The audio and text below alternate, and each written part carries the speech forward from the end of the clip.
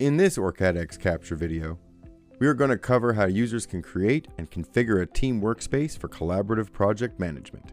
A workspace is a location used to manage all the design data, including components, designs, libraries, projects, and board files. To view the list of workspaces, launch the Workspace Configuration dialog from the toolbar menu. Click View, Workspace Configuration dialog.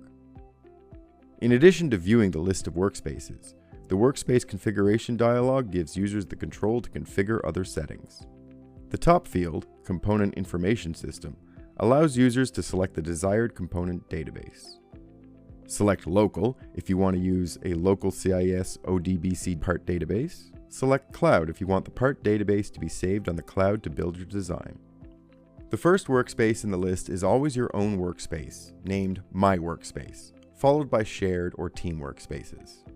The green demarcation next to My Workspace signifies that the part database is being accessed from My Workspace. This default part database is used by the part manager to link and update components within the database, ensuring seamless management and synchronization of design data. Next, we're going to talk about the column entries for the list of workspaces. Name displays the name of the workspace. Data residency displays the physical location or region of the organization's data. The component cache, when enabled, components are cached in the local database from the on-cloud server to improve performance and provide quick access to the components. Domain. This specifies whether the workspace can be accessed by only internal users or can also be accessed by external users of different email domains. A crossed eye icon adjacent to the workspace indicates that these workspaces are hidden and they will not be seen in file managers and component explorers. Users can toggle the visibility of a shared workspace by right-clicking on each workspace. For each selected shared workspace, you'll see a list of team members with access. Their email IDs and assigned privileges are displayed, making it easy to manage access and permissions. To create a new workspace, click the New Workspace button to bring up the Add Workspace dialog. Provide a name and description for your workspace. To ensure privacy and security, some organizations prefer their shared workspaces data to be stored in a specific region. Simply select the desired data residency location from the list. In this case, we'll choose the USA. In the Roles section, you can assign default access privileges to users added to shared workspaces. The supported roles for shared workspaces are listed here. Administrator. With the administrator role, users can perform all activities possible on the shared workspace, such as modifying user access, editing objects, and overriding the locks on objects.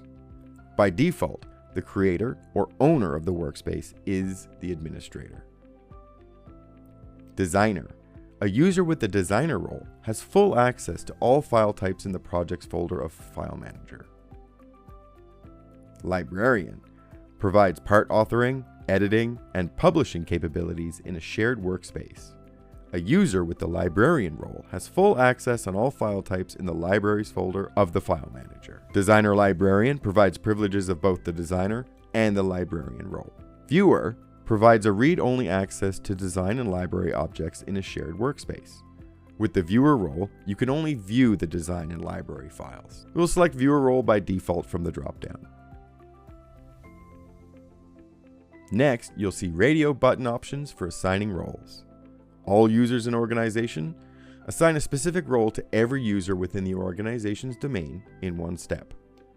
Selected users in organization assign a specific role to selected users only.